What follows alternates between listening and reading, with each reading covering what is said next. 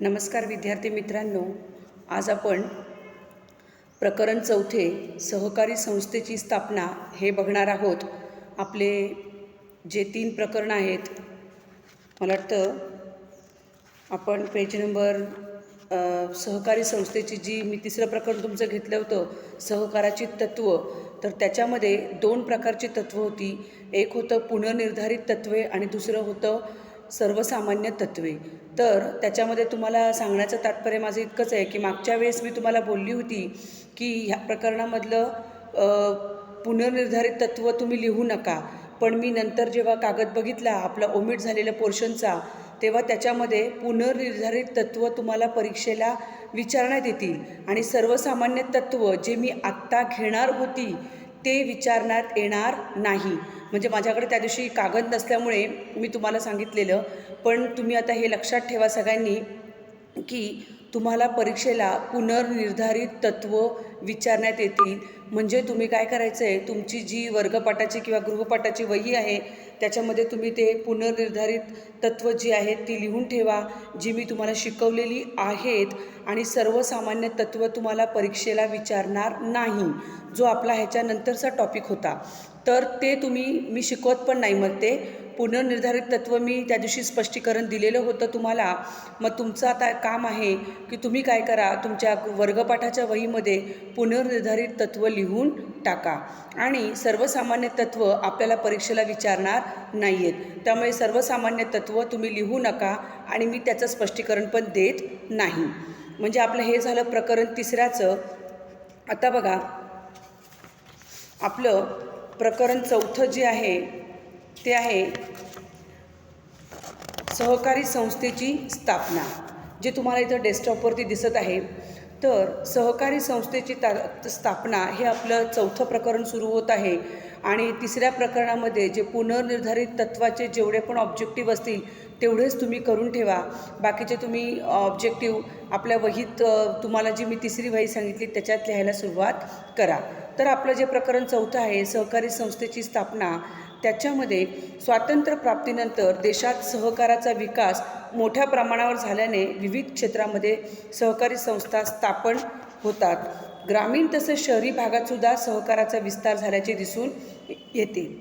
आता सहकार म्हणजे काय, तर आपण एकमेकांना मदत करणे, एकमेकांना सहाय्य करणे। मग समान आर्थिक उद्दिष्ट असणाऱ्या व्यक्ती आपल्या गरजा भागवण्यासाठी एकत्र येऊन सहकारी संस्थेची स्थापना करतात। यामुळे समाजातील सर्व स्तरातील लोकांना सहकारी संस्थेच्या स्थापनेची आवश्यकता भासते आणि सहकारी संस्थेची स्थापना ही एक कायदेशीर व तांत्रिक बाब आहे। त्याच्यानंतर महाराष्ट्र सहकारी संस्था कायदा 1960 नुसार सहकारी संस्थेच्या नोंदणीची कार्यपद्धती निर्धारित केलेली आहे। त्यानुसार सहकारी संस्थेची नोंदणी होणं अत्यंत आवश्यक आहे। बघा आता विद्यार्थी मित्रांनो, आपण जे पहिलं प्रकरण बघितलं होतं ते सहकाराची इतिहास होता तुम्हाला, नंतर सहकाराचा उगम प्रथम कुठे झाला ते होता, मग भारतातील इतिहास, महाराष्ट्रातील इतिहास, जगातील इतिहास सहकाराचा, असं सगळं होतं। मग दुसऱ्या प्रकरणामध्ये आपण काय बघितलं होतं की एकल व्यापारी संस्था, नंतर भागीदारी संस्था आणि संयुक्त व्यापारी संस्था। 3ऱ्या प्रकरणामध्ये पुनर्निर्धारित तत्त्व बघितली। आता जे 4थं प्रकरण आहे हे आपल्यासाठी अत्यंत महत्त्वाचं प्रकरण आहे। ह्या प्रकरणामध्ये त्यांनी काय दिलेली आहे की सहकारी संस्थेची स्थापना आपण कशी करणार आहोत। म्हणजे मला सांगण्याचा उद्देश आहे की आपण सहकार म्हणजे काय बघितले, सहकाराची व्याख्या बघितली, सहकाराचा इतिहास बघितला। आता आपल्याला काय बघायचं आहे की जर आपल्याला सगळ्यांच्या, आपल्या आजूबाजूच्या एरियामध्ये राहणाऱ्या सगळ्या लोकांचं जर एक समान उद्दिष्ट असेल आणि आपल्याला जर सहकारी संस्था स्थापन करायची असेल तर ती कशी स्थापन करायची, तर ते आपल्याला आता ह्या प्रकरणामध्ये बघायचं आहे की सहकारी संस्थेची स्थापना आपण कशी करणार।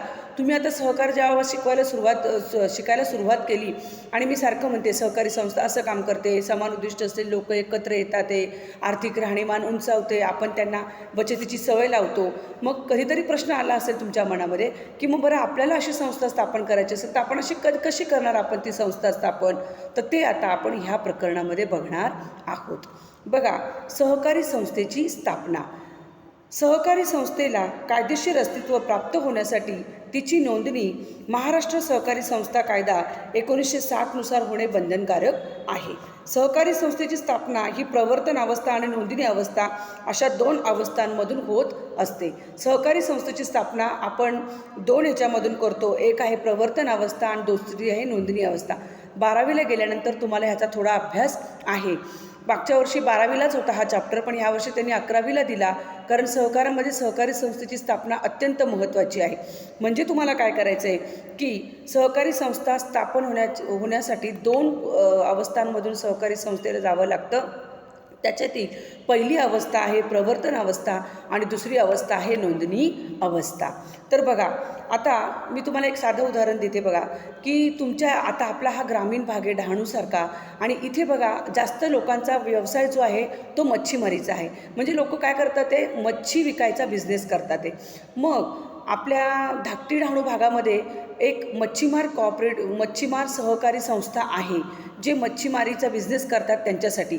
मग त्या लोकांनी ही सहकारी संस्था का बरं सुरू केली, तर त्यांनी ही सहकारी संस्था ह्याच्यासाठी सुरू केलेली आहे की आपले जे मच्छी विकणारे जे बांधव आहेत ते सगळे आपण एकत्र करू, आणि आपलं सगळ्यांचं समान उद्दिष्ट काय आहे की ज्यावेळेस समुद्रामध्ये आपल्या बोटी जाऊ शकत नाहीत, उदाहरणार्थ पावसाळ्यामध्ये, मग त्यावेळेस आपण आपलं कुटुंब कसं चालवणार. मग आपण जर अशी सहकारी संस्था स्थापन केली आणि आपल्या लोकांना जर गरजेच्या वेळेस पैसे दिले, त्यांना जर आपण सहकार्य केलं, तर काय होईल, एकाबरोबर सगळ्यांचा फायदा होईल. म्हणजे सहकारातून सहकाराचे तत्त्व आपलं काय होणार आहे, फलित होणार आहे, आपण साध्य करणार आहोत. मग त्याच्यासाठी तुम्ही काय केलं, सगळे मच्छीमार लोक तुम्ही एकत्र आलात, तुम्ही मच्छीमार सहकारी संस्था सुरू केली. आणि आता पावसाळ्यामध्ये ज्यावेळेस तुमच्या बोटी बंद असतात, समुद्रात जात नाहीत, त्यावेळेस तुम्ही सहकारी संस्थेतून पैसे घेऊन किंवा तुम्ही जे बचत केलेले पैसे आहेत त्या पैशातून तुम्ही तुमचं घर चालवू शकता, तुमच्या दैनंदिन जीवनाच्या गरजा तुम्ही पूर्ण करू शकता. आणि त्याच्यानंतर त्याच पैशातून तुम्ही एखादे दुसरे पण कुठले बिझनेस करू शकता त्या 3-4 महिन्यामध्ये पावसाळ्याच्या. मग अशा प्रकारे तुम्ही काय करू शकता, स्वतःबरोबर दुसऱ्यांचा पण तुम्ही फायदा करून देऊ शकता. मग आता आपण सहकारी संस्थेची स्थापनेमध्ये 2 अवस्था सांगितल्या आहेत. त्याच्यामध्ये मी पहिली अवस्था कोणती आहे, प्रवर्तन अवस्था, आणि दुसरी अवस्था कोणती आहे, नोंदणी अवस्था. तर त्याच्यामध्ये आपण आज प्रवर्तन अवस्थेतील टप्पे बघूया. बघा, सहकारी संस्थेची स्थापना होण्यापूर्वी तिला ज्या ज्या टप्प्यातून जावं लागते त्यांना एकत्रितपणे प्रवर्तन अवस्था असे म्हणतात. तुम्ही ज्यावेळेस सहकारी संस्था स्थापन करता त्यावेळेस तुम्हाला ज्या ज्या टप्प्यातून जावं लागतं त्याला आपण प्रवर्तन अवस्था असं म्हणतो. संस्थेच्या नोंदणीपूर्वी विविध बाबी पूर्ण कराव्या लागतात. याचा प्रारंभ प्रवर्तन अवस्थेपासून होतो. सहकारी संस्था स्थापनेची कल्पना मनात उद्भवणे व ती संस्था प्रत्यक्षात साकार करणे याला प्रवर्तन अवस्था असे म्हणतात. बघा, अत्यंत महत्त्वाचं आहे हे. प्रवर्तन अवस्था म्हणजे काय, सहकारी संस्था स्थापनेची कल्पना मनात उद्भवणे. एखाद्या व्यक्तीच्या मनात ती कल्पना येते आणि ती संस्था प्रत्यक्षात साकार करणे याला प्रवर्तन अवस्था असे म्हणतात. आता बघा, आपल्याकडे बऱ्याचशा लोकांचा शेतीचा पण व्यवसाय असतो, किंवा आपल्या इथे बरेच जण दुधाचा पण बिझनेस करतात, काही जण भाज्या विकतात. तर मग एखाद्या व्यक्तीच्या सगळे जे दूध विक्रेते आहेत त्याच्यामध्ये एका व्यक्तीच्या मनात अशी कल्पना आली की आपण पण सगळे दूधवाले एकत्र येऊन एखादी संस्था काढली तर सगळ्या दूधवाल्यांचा काहीतरी फायदा होईल. मग ते दुग्ध विक्री सहकारी संस्था काढू शकतात.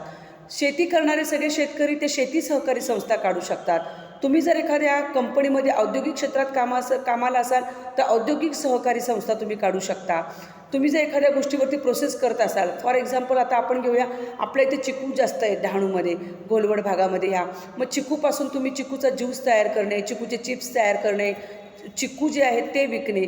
मग चिकू सहकारी संस्थासुद्धा तुम्ही काढू शकता, किंवा शेती सहकारी संस्था तुम्ही स्थापन करू शकता. मग त्यावेळेस त्या संस्थेला ज्या ज्या टप्प्यातून जावं लागतं ते सगळे टप्पे हे प्रवर्तन अवस्थेमध्ये येतात. तर आता आपल्याला जी तुमच्या मनात आली कल्पना एका व्यक्तीच्या मनात की आपल्याला सहकारी संस्था स्थापन करायची आहे, आणि मग ते त्या संस्थेत स्थापन करण्याच्या वाटचालीने ते ज्यावेळेस जायला लागतात त्यावेळेस आपण त्याला म्हणतो की प्रवर्तन अवस्था त्यांची सुरू झालेली आहे. तर त्याच्यामध्ये प्रवर्तन अवस्थेमध्ये निरनिराळे टप्पे आहेत. तर ते टप्पे कोणते आहेत बघा. संस्था स्थापनेची कल्पना मनात उद्भवणे. बघा, हा पहिला टप्पा आहे. कशाचा, सहकारी संस्था स्थापन करण्याचा. संस्था स्थापनेची कल्पना मनात उद्भवणे. तुमच्या मनात एक व्यक्ती असते, संस्था स्थापना करण्याची कल्पना ज्या व्यक्ती व व्यक्तिसमूहाच्या मनात उद्भवते अशा व्यक्ती किंवा व्यक्तिसमूहाला प्रवर्तक असे म्हणतात। एक कोणतरी व्यक्ती आहे किंवा 4-5 जणांचा ग्रुप आहे, त्यांच्या मनात आलं की आपल्याला काय केलं पाहिजे, सहकारी संस्था स्थापन केली पाहिजे। मग जी व्यक्ती किंवा व्यक्तिसमूहाच्या मनात उद्भवते अशी कल्पना त्या व्यक्तीला किंवा व्यक्तिसमूहाला प्रवर्तक असे म्हणतात। म्हणजे ज्यांच्या मनात कल्पना उद्भवते, एक ग्रुप असेल, एक समूह असेल व्यक्तींचा किंवा एखादी व्यक्ती असेल, तर त्यांना प्रवर्तक असे म्हणतात। तुम्हाला गाळलेल्या जागा जोड्या लाभामध्ये हा प्रश्न नक्की विचारण्यात येतो।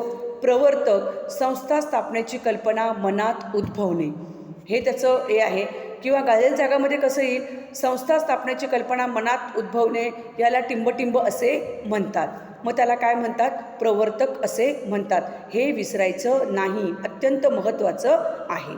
बघा, आपल्या परिसरातील दुर्बल घटकांच्या प्रगतीचा विचार करणाऱ्या आणि नेतृत्वाचे गुण असणाऱ्या व्यक्ती किंवा व्यक्तिसमूहाच्या मनात सहकारी संस्था स्थापनेची कल्पना उद्भवते। एक व्यक्ती असते, तिला असं वाटतं आपण सगळेच दुर्बल आहोत, सगळ्यांचीच आर्थिक राहणीमान आपल्या नीट नाही आहे, तर आपण एक सहकारी संस्था स्थापन करू।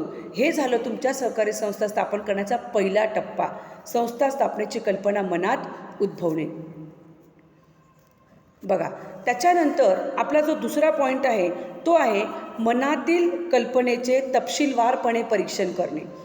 ज्यावेळेस त्या व्यक्तीच्या मनात येतं आपल्याला सहकारी संस्था काढायची आहे, त्यावेळेस कल्पनेचे पहिले परीक्षण करणे गरजेचं आहे। परीक्षण म्हणजे तिच्यावरती व्यवस्थित विचारविनिमय केला पाहिजे। सर्वप्रथम कल्पना वास्तवतेवर तपासून पाहिली पाहिजे। वास्तवतेवर म्हणजे नक्की आपल्याकडे आहे का, हे नक्की आपल्याकडे सगळे भाजी विकतात आहे का, शेतकरी आहेत का, वास्तवतेवर तपासून पाहिली पाहिजे। या परीक्षणातून नियोजित सहकारी संस्थेचे भांडवल उभारणीचे मार्ग, म्हणजे आपण कुठून भागभांडवल गोळा करणार आहोत। बरोबर आहे, एक सहकारी संस्था स्थापन करायला तुम्हाला भागभांडवलाची आवश्यकता लागते। भागभांडवल तुमच्याकडे असणं अत्यंत गरजेचं आहे। जर भागभांडवल नसेल आणि तुम्हाला जर संस्था स्थापन करायची असेल तर ती होत नाही। सगळ्यात महत्त्वाचा पॉईंट आहे भागभांडवल जमा करणे। आणि आपल्या ज्या लोकांकडून आपण पैसे घेणार आहोत त्यांची अर्थक्षमता पण आपल्याला बघावी लागेल। अर्थक्षम होऊ शकणाऱ्या सहकारी संस्थेची निबंधक नोंदणी करतात, अन्यथा अर्थक्षम होऊ न शकणाऱ्या संस्थेच्या नोंदणीस नकार देतात। ज्या संस्थेमध्ये पैसे गोळा करू शकतात, जे अर्थक्षम आहेत, अशा लोकांची निबंधक नोंदणी करतात। किंवा तुम्हाला त्यांना जर असं वाटलं की नाही यांच्याकडे पुरेसे भागभांडवल नाही आहे, पुरेसा पैसा नाही आहे, तर निबंधक जे आहेत ते तुमच्या सहकारी संस्थेची नोंदणी करत नाहीत। म्हणजे मला काय म्हणायचं आहे की तुमची सहकारी संस्था स्थापन करताना एक व्यक्ती आहे, सरकारी अधिकारी नेमून दिलेला आहे, त्याला निबंधक असं म्हणतात।